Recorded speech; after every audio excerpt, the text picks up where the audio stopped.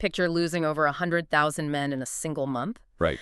And they aren't slaughtered by an enemy army, right? They aren't outmaneuvered in some grand, like, sweeping tactical disaster. No, not at all. They are just swallowed by the ocean.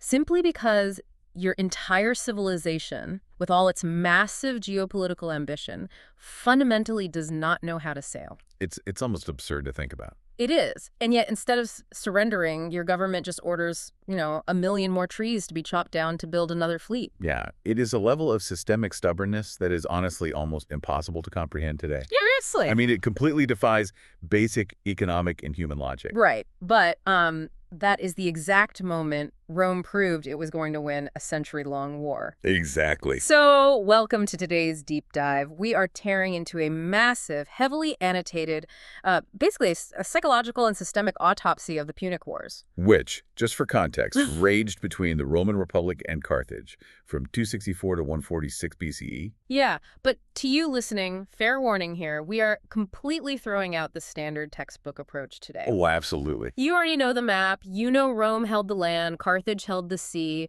We aren't here to just, recite dates for you. Right, because that's boring. We're here to decode the actual mechanics of what happens when two expanding, totally incompatible systems are forced into the exact same strategic space. Okay, let's unpack this, because the framework we're using from the source material is really unique. It is. It's what the notes refer to as the Banach lens. The Banach lens, right? Yeah. So if you imagine the backdrop behind me shifting right now, we're pulling down all those dusty, ancient Mediterranean sea charts, and we're putting up, modern organizational flowcharts. I love that visual. Right.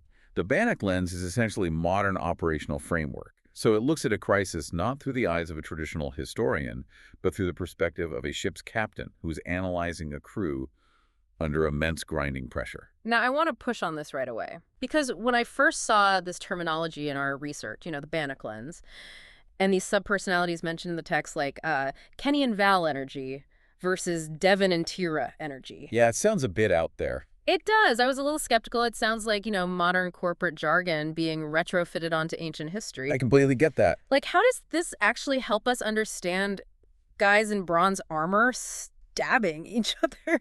It's a really fair question. Yeah. But it's incredibly revealing once you look at the underlying mechanics. Okay, lay it out for me. So the Banach framework argues that large organizations, and it doesn't matter if they're modern tech corporations or ancient empires, they develop these distinct psychological subpersonalities. Right. So that Kenny and Val energy described in our material represents a system that is fundamentally structured. It's relentless, and it demands complete collective discipline. It's the machine. Exactly. It doesn't rely on individual genius at all. It relies on unyielding, repeatable processes. And that is Rome. A machine that just keeps stamping out the exact same product over and over, regardless of who happens to be pulling the lever that day. Precisely. Now, on the other hand, you have the Devon and Tira energy. Which is Carthage. Right. This represents adaptive, strategic, highly decentralized brilliance. It relies on specialized experts operating with a very high degree of autonomy to solve fluid problems. Okay, so we are not just looking at a war over territory here. Not at all.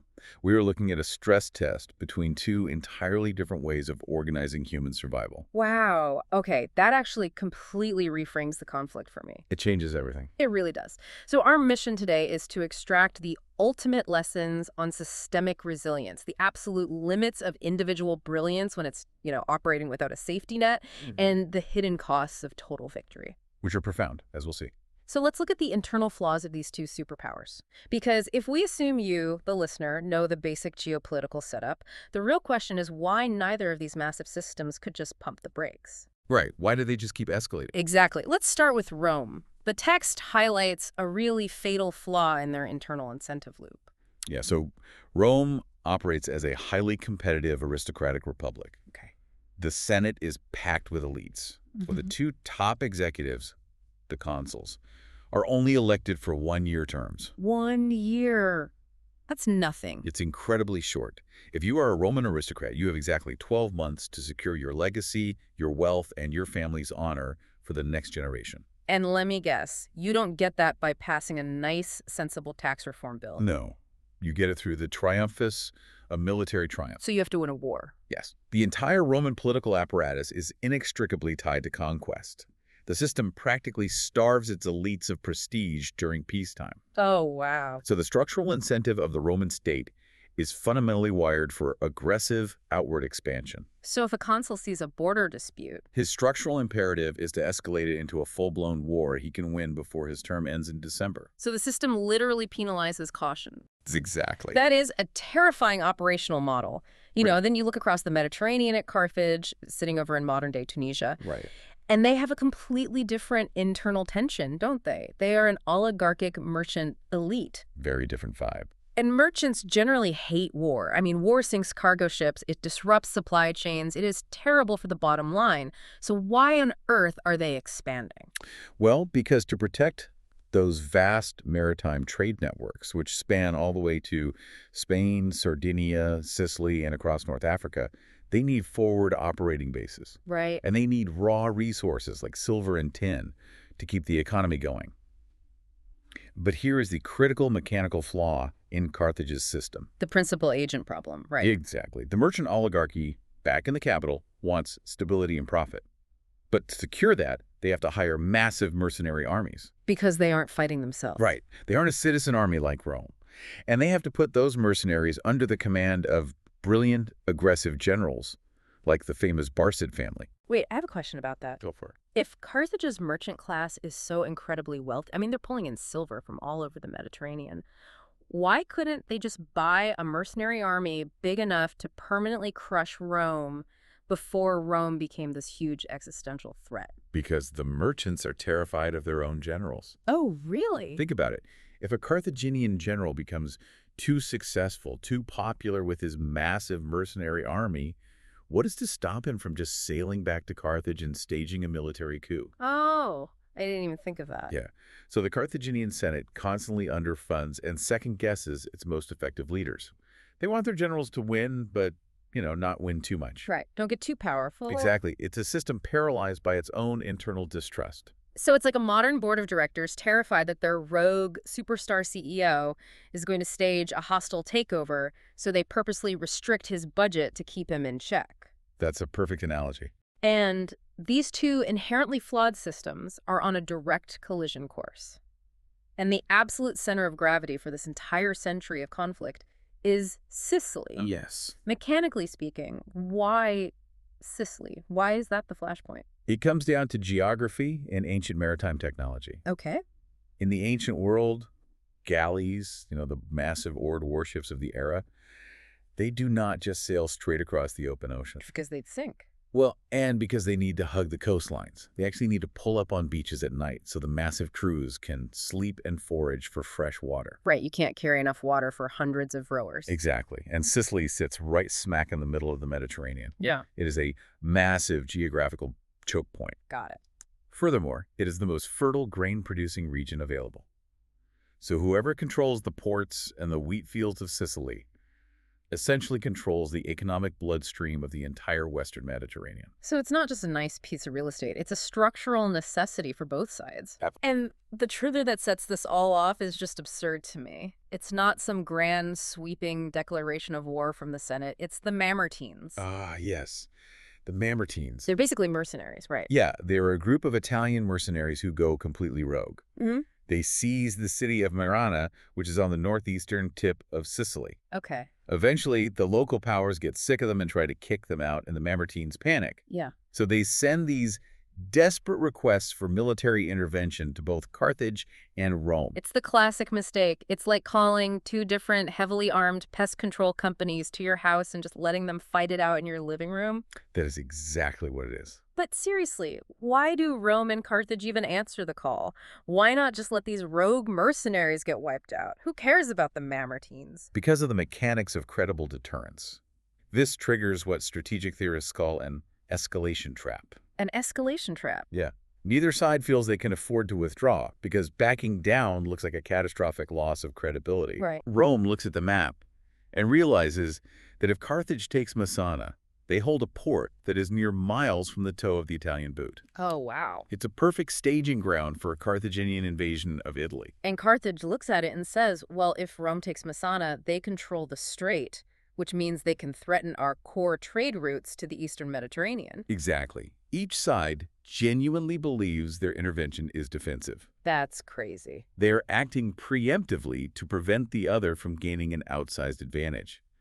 The source analysis puts this brilliantly, actually. It says, stepping back looked like weakness and stepping forward looked like survival. Wow. And when both systems believe that simultaneously war isn't chosen, it is mathematically arrived at. War isn't chosen, it's mathematically arrived at. That is such a stark way to look at how systems fail. It's chilling, really. Neither of these empires woke up and decided, hey, let's fight a century-long war of annihilation. They just took one logical step after another right into a wood chipper. And that escalation trap forces Rome, a power that has literally only ever fought on dirt, unifying Italy with heavy infantry, to suddenly look at the ocean. Yep. And this brings us to the First Punic War, which runs from 264 to 241 BCE. Rome realizes they have to build a navy. And I have to admit, the logistics of this blow my mind. Oh, it's unbelievable. How do you construct a world-class navy when you literally do not have a naval tradition? You brute force it. Brute force it. Yeah, through sheer systemic cohesion. So, according to historical accounts, the Romans actually found a wrecked Carthaginian quinquereme. Which is their big warship. Right, a state-of-the-art warship with 5 banks of rowers. It had washed up on shore, they dragged it up on the beach, took it apart piece by piece, and literally reverse-engineered it. That is wild, like stealing the blueprints of a stealth bomber. Exactly like that. But building the ships is actually the easy part. The real mechanical nightmare is the human element. Right, because who is going to sail them? Exactly. How do you train 100,000 landlocked farmers to row in perfect synchronization? I can't even imagine if one guy, catches a crab with his oar, he breaks the wrist of the guy behind him, and the whole ship just loses momentum. Right, it would be chaos. So what the Romans did, is they literally built wooden rowing benches on dry land. Wait, on the beach? On the dirt. They had tens of thousands of men sitting in the dirt, practicing the stroke mechanics to the beat of a drum for months before the ships were even finished being built. That is just wow. It is the ultimate manifestation of that Kenny and Val structured, relentless energy. They turned a complex maritime art into a repeatable industrial process. But even with dryland training, you can't just reverse engineer 50 years of Carthaginian sailing experience, right? Of course not. The Carthaginians knew how to read the currents. They knew how to execute complex ramming maneuvers. Like our source mentions the diplopus, where they would row through enemy lines and literally shear off their oars. Yeah, a very advanced tactic. The Romans knew none of that. So instead of trying to outsail them, they literally changed the physics of the game with something called the corvus. Ah, the corvus. I want to talk about how this thing actually physically worked, because reading the notes, it sounds like a massive hazard to the Romans themselves. Oh, it's a huge hazard. So the corvus, which means raven in Latin, was this massive 36-foot-long wooden boarding bridge. Huge. Yeah, and it was attached to a pole on the prow of the Roman ships. On the underside of the bridge was this massive, heavy iron spike. Like a bird's beak. Exactly. So when a highly maneuverable Carthaginian ship would sweep in to ram the Roman vessel, the Romans would just drop the corvus. Smash. Right. The iron spike would smash down, biting deep into the Carthaginian deck, completely locking the two ships together. And suddenly the Carthaginians aren't fighting a naval battle anymore. Nope. They are fighting an infantry battle on a floating wooden platform against Roman legionaries. And nobody beats Roman legionaries in an infantry fight. It is a brilliant hack, but adding a 36-foot pillar of wood and iron to the front of a shallow draft galley, that has to completely ruin the ship's center of gravity, right? Oh, it drastically compromises the buoyancy and the stability of the ship. They became incredibly top-heavy. That sounds like a disaster waiting to happen. It was. And this brings us back to that visceral image we opened the deep dive with. Because the ships were so unstable, and because Roman commanders fundamentally did not know how to read Mediterranean weather patterns, they sailed right into massive storm. Oh, man. Entire fleets just capsized. Over the course of the First Punic War, Rome lost an estimated 100,000 men. That is a staggering demographic catastrophe. It really is. And largely to weather, not to Carthaginian rams. And this is where the Banach lens of the captain and the crew really crystallizes for me. How so? Well, a normal crew experiences a loss of 100,000 men to bad weather, and they mutiny. Right. They sue for peace. They say clearly that the gods do not want us on the water. We're done. Any rational state would. So how does the Roman system absorb that? How did they even finance the replacement ships after losing everything? Through an extraordinary display of elite commitment. When the state treasury was completely exhausted, and I mean empty, the Roman Senate essentially forced a privatization of the war effort. What does that mean? The wealthiest Roman aristocrats voluntarily fronted their own private fortunes to build and equip entirely new fleets. You're kidding. No. And they did this with the understanding that they would only ever be paid back if Rome won the war. Wow. The leadership literally chained its own financial survival to the survival of the state. That is wild. They went all in. Carthage is sitting there looking at a ledger, balancing risk and reward, deciding when it gets too expensive. Right. And Rome is treating it like an absolute existential blood pact. And because of that sheer, terrifying persistence, Rome wins. They do. Carthage exhausts its political will, loses Sicily, and has to pay a massive indemnity. The psychological threshold is completely crossed. Rome realizes, hey, we can actually project power across the water. It's a huge paradigm shift.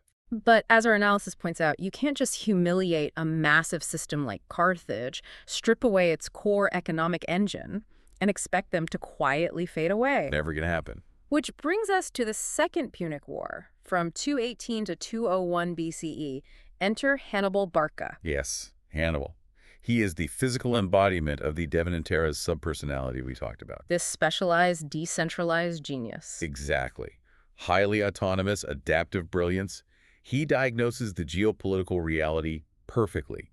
He knows Carthage cannot beat Rome in a war of shipbuilding. Right, Rome proved they'll just keep building them. Yeah, and he knows Rome now controls the seas anyway, so he just completely ignores the maritime domain. He just bypasses it. He decides to bypass their strengths entirely and attack the very nodes of their system. By taking an army over the Alps. Yes. Which is a move of pure, unadulterated madness. I want to drill down into the sheer logistical terror of this, because people always casually say, oh, he crossed the Alps with elephants. This is a hiking trip. Right.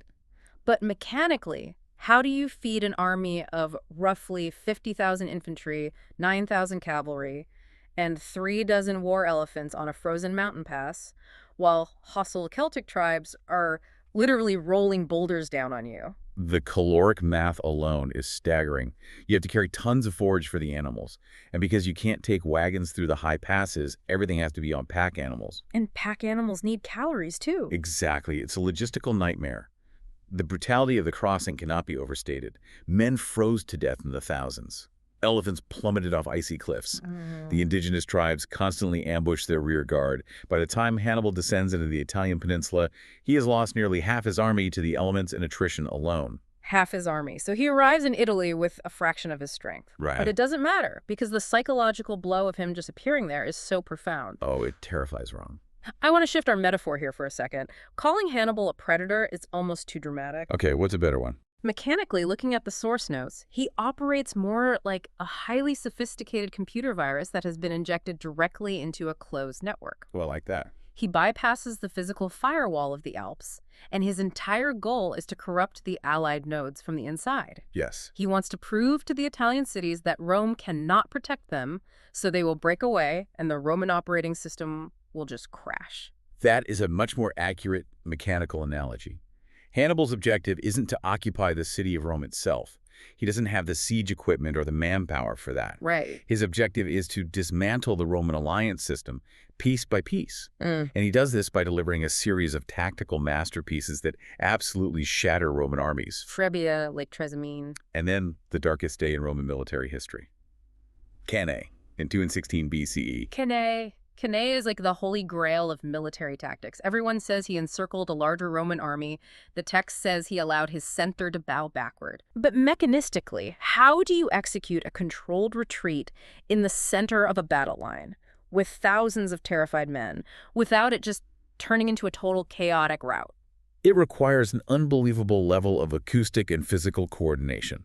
Keep in mind, to you listening, a battlefield in the ancient world is deafening. Yeah. The clash of shields, the screaming, the dust literally choking the air. Hannibal placed his most reliable, battle-hardened veterans, his Spanish and Celtic infantry, in the center of his line. Okay. And he formed them in a convex crescent, so it was bulging outward toward the Romans. Got it. As the massive, heavy Roman infantry pushed forward, Hannibal's center was ordered to slowly yield ground, stepping back foot by foot. Right. It wasn't a run. It was a highly disciplined, pressurized give. And the Romans, seeing the center give way, they think they're winning. Naturally. So they push harder, crowding in. Precisely. They rush into this concave pocket that's forming. And as they do, the Roman formation naturally compresses. They are squeezing so tightly together that the men in the center physically cannot even raise their arms to draw their weapons. That is a nightmare. At that exact moment, Hannibal's elite African heavy infantry, who had been stationed on the extreme edges of the line, pivot inward. They attack the Roman flanks. Wow. Simultaneously, the Carthaginian cavalry, having already chased away the Roman horsemen, swings around and closes the rear. The virus has completely encapsulated the operating system. Perfectly said. The physical sensation of that crush must have been unimaginable. Tens of thousands of Romans trapped in a tightening ring of bronze and iron, literally waiting hours for their turn to die. It is horrific to even think about. It really is, and this is where the test of individual brilliance versus institutional resilience reaches its peak in our text. Yes. Because an army of 50 to 70,000 men is wiped out in a single afternoon. If this were any other ancient state, the war is over. Carthage pops the champagne. Hannibal certainly thought so. He actually released the non-Roman Italian prisoners without ransom. Yeah, he sent them home to spread the message. The Roman machine is broken. You are free. But Rome refuses to accept the error message. Exactly. They refuse to shut down. They act like a system that simply doesn't recognize it is supposed to be dead. Right. How does the Roman Senate actually operationalize that resilience? It can't just be stubbornness. No, it is deeply pragmatic, structured resilience. The Senate immediately passes decrees forbidding public mourning. They outlawed crying. Basically, they recognize that panic is contagious, so they literally outlaw it. They lower the enlistment age. They go so far as to buy 8,000 enslaved men, promise them freedom, and arm them with weapons stripped from the walls of temples. Whatever it takes. Whatever it takes. And structurally, they pivot their entire strategic doctrine. They decide to quarantine the virus. The Fabian strategy. Exactly. Named after the dictator Quintus Fabius Maximus. Right. Fabius realizes that confronting Hannibal's brilliance in a pitched battle is systemic suicide. So they just stop fighting him directly. Which must have infuriated the aggressive Roman politicians. Oh, it was wildly unpopular. But it was necessary. They shadow his army. They stay on high ground where his cavalry is completely useless. They burn their own crops to deny him food. Wow. They turn the war from a contest of tactical brilliance into a contest of sheer logistical attrition. They isolate the malware. Exactly. And while they are starving Hannibal out in Italy over the course of a decade, they rebuild their armies and start attacking the server farms, so to speak, over in Spain and eventually North Africa under Scipio Africanus. Which ultimately forces Hannibal to leave Italy to defend his home. Right. Culminating in his defeat at Zama in 202 BCE, Yeah. the system absorbs the brilliant individual and grinds him into dust. It's the ultimate triumph of structure over individual genius. But I want us to slow down here for a second. We just glossed over a decade and a half of warfare. We did. We really need to talk about the lived experience because multi-domain, pre-industrial warfare on this scale, it is incredibly isolating. Let's talk about the latency of information. The burden of distance is perhaps the least understood aspect of ancient command. Yeah, tell me about that. Today, an executive or a general has real-time dashboards. In the Punic Wars, information traveled exactly at the speed of a horse or a galley. So very slowly. Right. If you were a Roman commander operating in Spain and you desperately need reinforcements, you send a messenger. Okay. That messenger has to evade enemy patrols, secure passage on a ship, pray the ship doesn't sink in a storm, and somehow reach Rome. And then what? Then the Senate debates it, raises troops, and sends them all the way back. You could be waiting 3, 4, maybe 5 months. Easily. Or the messenger is killed by bandits, and you're waiting for an answer that is literally never coming. That's terrifying. You have to make decisions that will result in the deaths of thousands of men based on intelligence that is 60 days out of date. The isolation is profound. The source material maps this perfectly to the go down with the ship mentality. Right, the Bannock lens again. Exactly. You aren't managing a system from the top. You are disconnected from the system entirely, relying purely on trust that the structure back home hasn't totally collapsed. Put yourself in the shoes of a legionary in that Spanish camp. I mean, it isn't glorious cavalry charges every day. Mostly, it's just misery. It's digging a fortified ditch every single night, because if you don't, you get ambushed in your sleep. It's dysentery. It's Oh. watching your leather armor literally rot in the rain. Yeah. And what is the actual physical mechanics of the combat when it does happen? We toss around Latin words like pilum and gladius all the time. Well, the Roman infantry system was a masterclass in brutal efficiency. Break it down. The pilum was a heavy javelin with a long, thin iron shank. The mechanical genius of the pilum was that upon impact, say, piercing a Celtic warrior's shield, the iron shank would bend. Oh, so the enemy can't just pull it out and throw it back at you. Exactly. And because the heavy javelin is now stuck in their shield, dragging it down, the enemy has to discard their shield entirely, leaving them completely exposed. That is so clever. Then the Roman infantry closes the gap. They don't use long swinging swords like in the movies. They use the gladius, a short, thick, thrusting sword. Right. They lock their large rectangular shields together to form a physical wall, and they systematically step forward, just thrusting the gladius into the exposed abdomens and groins of the enemy. Wow. It is intimate, terrifying, industrial-scale butchery. And for the civilians living in the path of these armies, I mean, we look at maps colored red for Rome and blue for Carthage, but the people living in those zones weren't coloring themselves in. The civilian reality is pure generational trauma. I can't even imagine. If you are a farmer in Campania in southern Italy, Mm-hmm. Hannibal's army marches through and takes all your livestock. Then. A week later, a Roman army marches through and burns your fields so Hannibal can't use them. Your allegiance is entirely fluid, dictated by whoever is standing outside your gate with a sword at that exact moment. You aren't engaged in some grand geopolitical struggle. You know, you are just trying to ensure your children don't starve before winter. That profound shared trauma, a trauma that lasted over a generation, has to fundamentally rewire a society's psychology. Without a doubt. Because Rome survived near annihilation. Hannibal was literally miles from their gates. And when a system survives a near-death experience, it doesn't just go back to normal, right? Over. It gets paranoid. It becomes obsessed with zero-risk environments. And that psychological pivot leads us right into the darkest, most disturbing chapter of this analysis, the Third Punic War, from 149 to 146 BCE. Yes. By the time we reach the Third Punic War, the geopolitical landscape has completely changed. Carthage is no longer a military superpower. Correct. Their fleet is dismantled, their overseas empire is gone, and they are strictly confined to a very small territory in North Africa. Yeah. Geopolitically, they are totally neutralized. But economically, they are bouncing back, right? Because they don't have to fund massive mercenary armies anymore, they start focusing entirely on agriculture and local trade. They do. The text mentions they actually pay off their massive war indemnities to Rome decades ahead of schedule. They do. Their commercial sector rebounds brilliantly.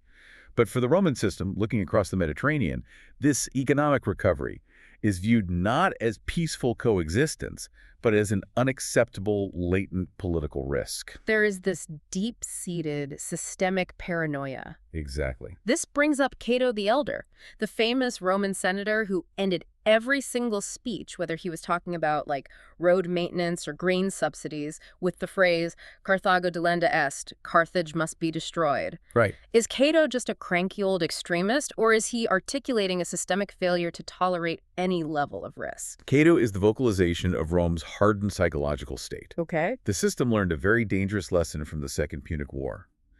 Any rival left alive, no matter how weak they currently seem, can eventually produce another Hannibal. So they can't take the chance. Right. They decided that extreme violence produces durable security. So Rome issues an ultimatum to Carthage that is purposely designed to be impossible to accept. What was it? They order the Carthaginians to abandon their historic port city and move 10 miles inland. Which, for a maritime merchant culture, that is a death sentence. It is literally demanding that they destroy their own identity. Precisely. So Carthage predictably refuses, giving Rome the exact pretext it needs for total war. Wow. And this time, the objective isn't a treaty. It isn't territory. The objective is complete eradication. Total erasure. Yes. The Romans besiege the city. And the mechanics of a Roman siege are terrifyingly methodical. They build a wall of circumvallation entirely around the city, cutting off all land access and blockade the harbor. Just squeezing them? They systematically starve a population of hundreds of thousands of people for 3 years. When you read the accounts of the final assault, it isn't even a battle, it's a demolition project. Yes, unfortunately. The Romans fought house by house, street by street for 6 days. They pulled down the roofs on top of the inhabitants. When it was over, the city of Carthage was completely razed to the ground. Every structure leveled. The surviving population, around 50,000 starving people, were systematically rounded up and sold into slavery. Carthage, a civilization that had existed for centuries, was surgically deleted from the geopolitical map. It's staggering. And this is where the systemic autopsy in our source material hits the hardest. Did Rome win? Obviously, yes. But did they poison their own well in the process? That is the big question. Because the text heavily implies that by prioritizing the absolute elimination of a threat over figuring out how to manage and coexist with it, Rome lost its own soul. They became the monster they were trying to fight. That is the ultimate tragedy of the Punic Wars. Ah. By choosing eradication, Rome fundamentally altered its own internal mechanics. How so? They shifted from being a republic organized around mutual defense to an imperial machine organized around unrestricted dominance. Yeah. The moral vocabulary of the state became utterly corrupted. Wow. And structurally, this absolute victory initiated the countdown to the death of the republic itself. Okay, let's trace that mechanism. How does destroying your greatest enemy destroy your own system? Remember that competitive aristocratic loop we discussed in Section 1? The consuls needing a triumph every year. Exactly. Now, these elites aren't just governing Italy. They are appointed as governors of incredibly wealthy, newly conquered overseas provinces, Spain, Africa, Greece. Right. The sheer volume of plunder flowing into Rome is astronomical, but it clusters entirely at the top. The senatorial class becomes unfathomably wealthy. Like billionaire status today. Exactly, and they use this wealth to buy up all the public land in Italy, creating these massive mega-estates called latifundia. And who is working these mega estates? The hundreds of thousands of enslaved people they captured during these wars of eradication. Oh. So what happens to the ordinary Roman citizen soldier? The guy who spent 10 years marching through Spain to win this empire? He comes home to find his small family farm bankrupt. He physically cannot compete with elite mega-states using free slave labor. That is heartbreaking. So these dispossessed veterans flock to the city of Rome, forming a massive, impoverished, angry, urban underclass. The system has hollowed out its own middle class to feed the top. And that leads to instability. Massive instability. This wealth inequality directly leads to the political violence of the Gracchi brothers, who tried and failed to institute land reform. Right. It leads to generals like Marius and Sulla realizing they can privatize the loyalty of their desperate troops by promising them land. Because the state isn't providing it. Exactly. The Punic Wars built the empire, but they completely dismantled the socio-economic foundation of the republic, paving the exact path for Julius Caesar to cross the Rubicon a century later. They won the world, but the operating system crashed under the weight of the new hardware. Perfectly stated. This is exactly why we have to tear down the neat, sanitized myths we are usually handed about this era. And this brings us perfectly into the final section of our analysis, deconstructing the myths and applying the leadership lens. Let's do it.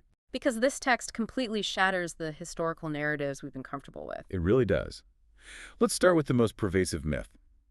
Rome won because Rome was inherently superior. Right. The victor writes the history, so we just assume they were smarter, braver, better fighters. But tactically, that is demonstrably false. Hannibal consistently outclassed Roman commanders on the battlefield for 15 years. Consistently. Rome wasn't better in the sense of sheer brilliant execution. They were simply harder to break. Rome was an iron hammer. Carthage was a beautifully crafted glass sword. I love that analogy. The sword was sharper, but once the hammer absorbed the first few cuts, it just kept bludgeoning until the glass shattered. Rome's superiority lay entirely in its systemic resilience, its manpower reserves, its logistical redundancy, and its utter refusal to accept political defeat. What about the myth surrounding Hannibal? The romantic narrative is that he was a doomed genius, and only terrible luck and a cowardly Senate stopped him from destroying Rome. Hannibal was a genius, unquestionably. But his failure was not a matter of luck. He was fundamentally constrained by his isolation from a supportive system. Right, he was totally cut off. Destroying armies on a battlefield is not the same mechanical process as dissolving a deeply integrated political state. He lacked the siege equipment, the naval support, and the logistical supply chain required to actually occupy a capital city. He's a cautionary tale, then. He is the ultimate cautionary tale of the Devanantira subpersonality. Brilliance, disconnected from structural support, eventually just runs out of calories. And finally, the myth that the Third Punic War, the complete eradication of Carthage, was necessary. Claiming it was inevitable is merely smuggling Roman paranoia into modern historical analysis. Wow, that's a great way to phrase it. It was not a strategic necessity. It was a psychological failure. Both Carthage and Rome were incredibly complex states, capable of economic ambition and strategic adaptation. Reducing them to caricatures. Yeah. Carthage as purely greedy merchants, Rome as purely noble soldiers, flattens the terrifying reality that complex systems can rationally talk themselves into genocide. Which begs the final analytical question from the source material. Who actually won the Punic Wars? Strategically, the Roman state won, but humanly. The benefits accrued almost entirely to a tiny fraction of the Roman elite. Yeah. The ordinary Roman soldiers bore the physical mutilation of the wars, the Italian allies suffered the devastation of their lands, and the civilian populations across the Mediterranean paid an unfathomable price in blood and enslavement. The machine won. The people inside the machine lost. Exactly. And this brings us right back to the Bannock leadership lens we started with. If you were listening to this and you apply this to your own life, your own internal crew, or your organization, what is the takeaway? It's a tough one. The text poses a chilling diagnostic. When your system is under immense pressure, do you fragment? Do you rely entirely on one superstar, hoping their individual brilliance will carry the whole team, while the rest of the structure just rots behind them? Or do you cohere? Do you rely on structure, shared burden, and redundant resilience to weather the storm? But the text doesn't let Rome off the hook either. Not at all. It poses the terrifying follow-up. If your system does survive the storm, if you do endure the pressure and win, do you become so hardened, so deeply traumatized by the fear of vulnerability that you lose your internal compass? Do you prioritize eliminating every perceived rival, every dissenting voice, over learning how to manage tension and actually coexist? The ideal path, the text argues, is neither the paranoid domination of late-stage Rome, nor the isolated, unsupported brilliance of late-stage Hannibal. The goal is integration. Right. A system where the crew is cohesive, but brilliance is supported, not starved. Leadership is knowing how to survive, yes. It is knowing how to win. But the ultimate test of a system is knowing when not to go further. Because unchecked success, driven by paranoia, will eventually reshape your identity until you become the very threat you were trying to eliminate. It is a profound historical mirror. We look at the Punic Wars to see the raw mechanics of escalation, the power of brute force adaptability, the crushing burden of isolated command, and the ease with which a defensive posture curdles into a doctrine of complete eradication. We have covered massive ground today. We traced the accidental escalation trap in Sicily. We looked at the sheer, terrifying physics of Rome reverse engineering a navy and fighting infantry battles on the ocean. We tracked the logistical nightmare of Hannibal's malware infiltrating the Italian peninsula. The acoustic terror of Cannae and the isolating reality of multi-domain pre-industrial warfare. And finally, we witnessed the systemic fallout of total eradication and how winning the world killed the Roman Republic. It completely changes how you look at the mechanics of power. Stripping away the myths allows us to see the actual gears turning beneath the history. The framework in the source material provided an incredibly sharp scalpel for doing exactly that. Thank you for walking us through the physics, the logistics, and the systemic failures of this era. The pleasure was mine. The structural analysis of the text made all these connections so obvious. Before we wrap up, I want to leave you, the listener, with one final provocative thought. It's drawn directly from a very quiet point at the very end of our analysis. That's a great point. In 146 BCE, Rome systematically unbuilt the city of Carthage. They enslaved the people, burned the temples, and erased the state from the political map. They declared total, absolute victory. But Punic language didn't die. Punic agricultural techniques, their local religious syncretism, their specific models of maritime trade, these cultural forms survived in the shadows of North Africa. They did. They continued to shape the region for centuries, quietly adapting right under Roman nose. It's fascinating. It really makes you wonder. We are so conditioned to think of victory as a binary permanent event. You win or you lose.